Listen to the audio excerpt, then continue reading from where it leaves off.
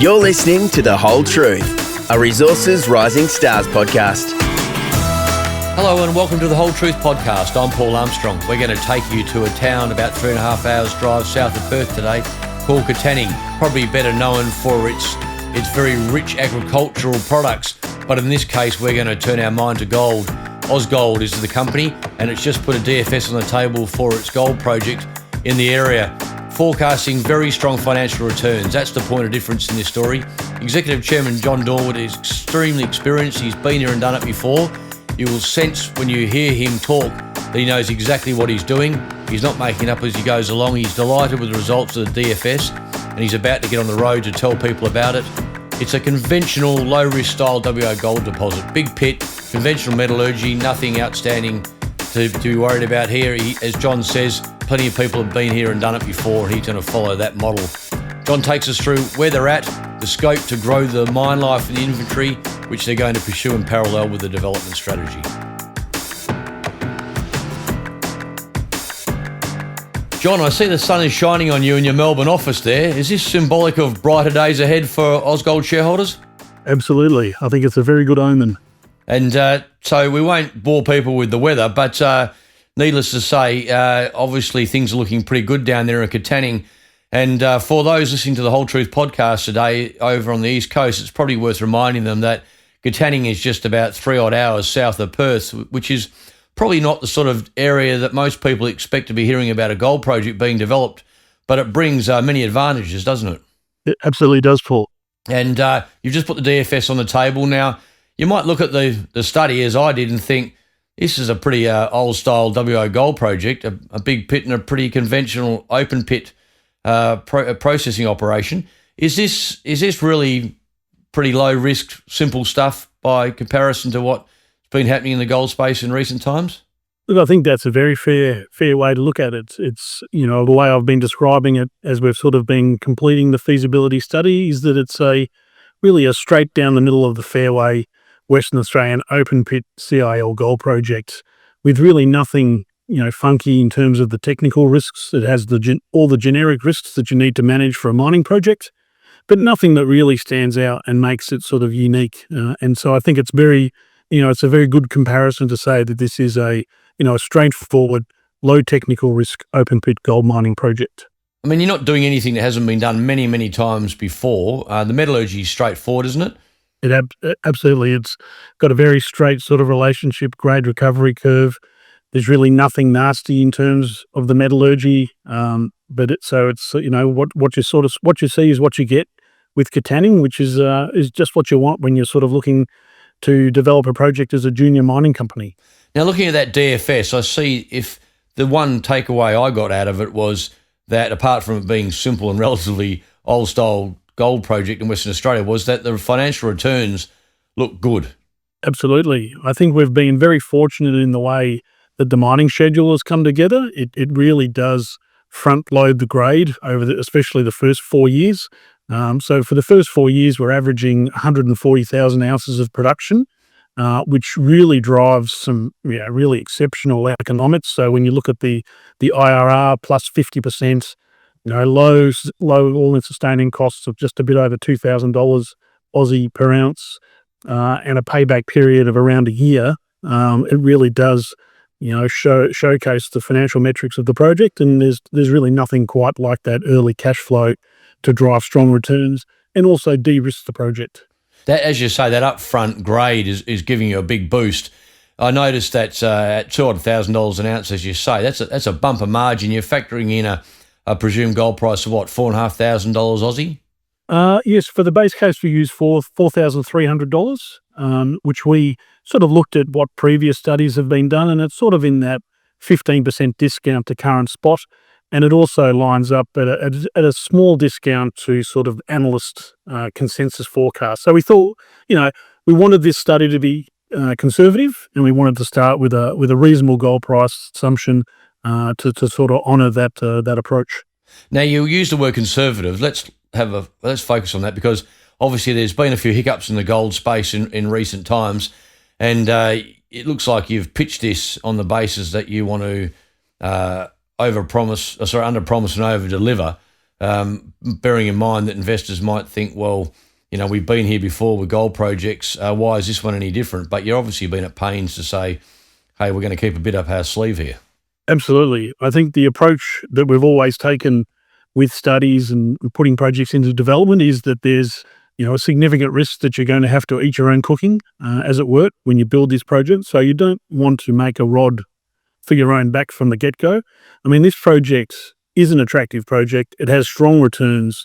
It's not that we had to squeeze every last piece of juice out of the lemon. We could be, I think, appropriately conservative.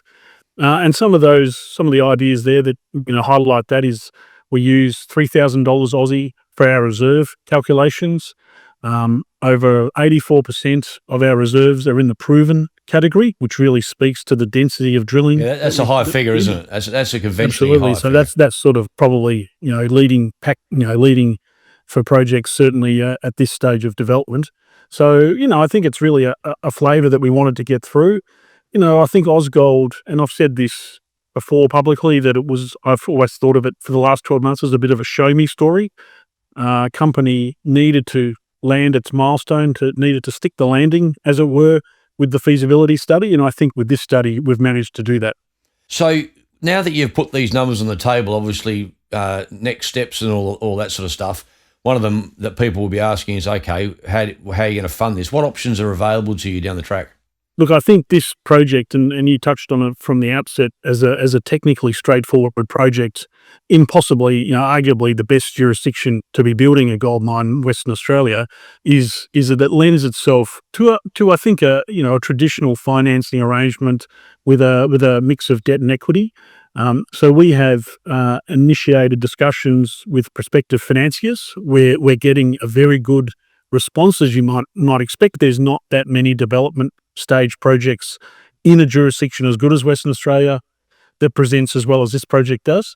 We've just appointed debt advisors to assist us with that, to make sure that we can run a competitive and tight process.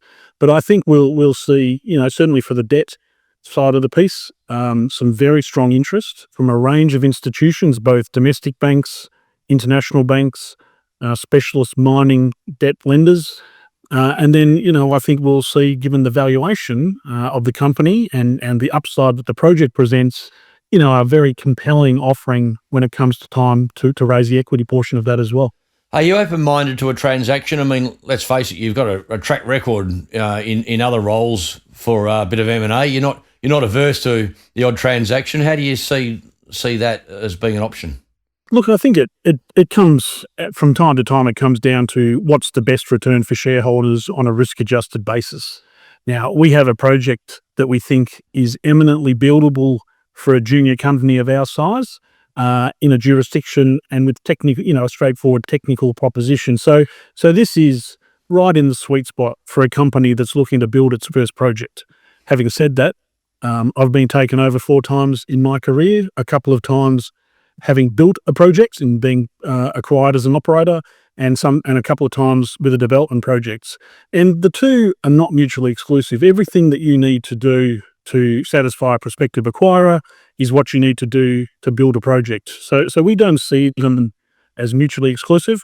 Our base case and our strategy is that we're going to build up the capacity of the company and build the Katanning Gold Project, because operating gold mines of this scale in Western Australia are worth a lot of money. So there's a really fat pitch for us to deliver that project onto, and a lot of valuation runway, even taking account of the equity and the debt that we'll need to raise.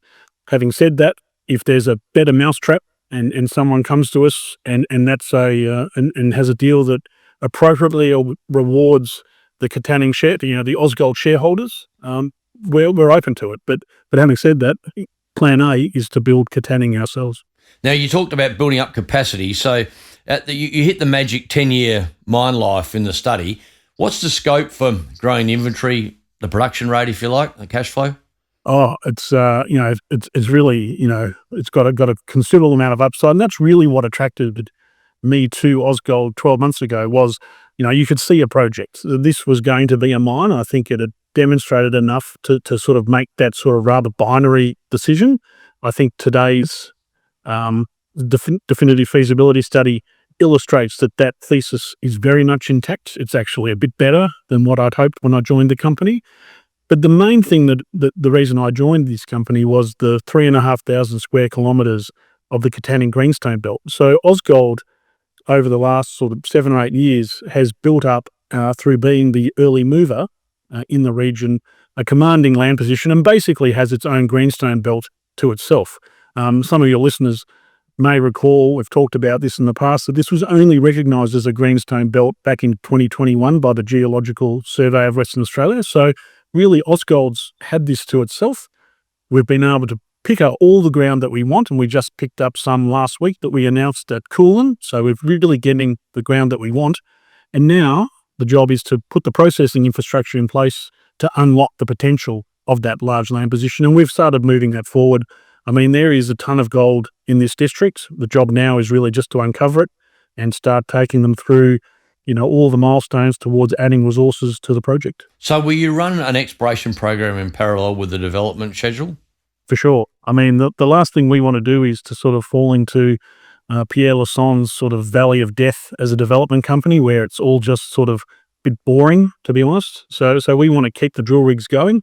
We will be drilling hard in the second half of this year, following up some of the regional targets, as well as some of the extension drilling. We put 90 holes of close space drilling into the central zone where we start mining in the first year as a de-risking opportunity. I think we saw higher grades than what we were anticipating from the block model, so we'll do more of that as well. That potentially adds ounces as well as de-risks the project.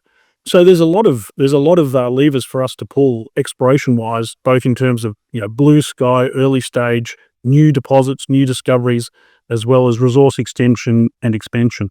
So what are the next steps here? Take us through, over the next 6 months. You've got what are your priorities?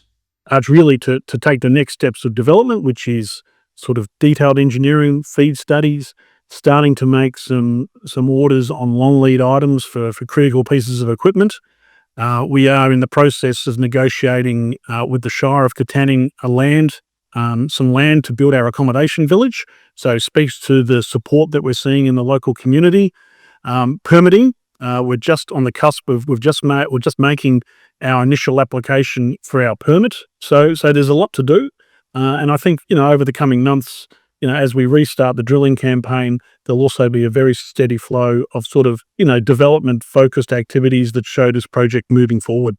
And you're going to get on the road and a bit and start telling the people overseas what you've got on your hands? Yeah, absolutely. So we've been fortunate enough to have very strong support from overseas investors. We're starting to pick up some local Australian institutions as well, which is really encouraging. I think now we really do have a story to tell. We've got one version of the truth, which is our definitive feasibility study, and now it's really about getting out, telling people what that study means, and more importantly, where the rest of the story is going to unfold. And I think that's really going to be led by the exploration initiative. Great. Well, John, thanks very much for your time. You're obviously right across it. You've done this before, as you say. You identified this as a company that had a mine. Hence you took the job, and you haven't wasted any time getting to this stage. You know what it takes. So we look forward to following it, and maybe seeing you around the traps over the next couple of months as we get around and talk to some investors, particularly in Sydney and Melbourne, and up on the Queensland coast. I think people would be delighted to see you and hear exactly what the next 6 to 12 months has in store. All the best. Yeah, no, appreciate it. No, it's a great story, and we love taking people through it. All right, speak shortly. Thanks, John. You've been listening to The Whole Truth, a Resources Rising Stars podcast, produced by Resource Media, hosted by Paul Armstrong for Reed Corporate. Please note that Reed Corporate does not provide investment advice, and investors should seek personalised advice before making any investment decisions.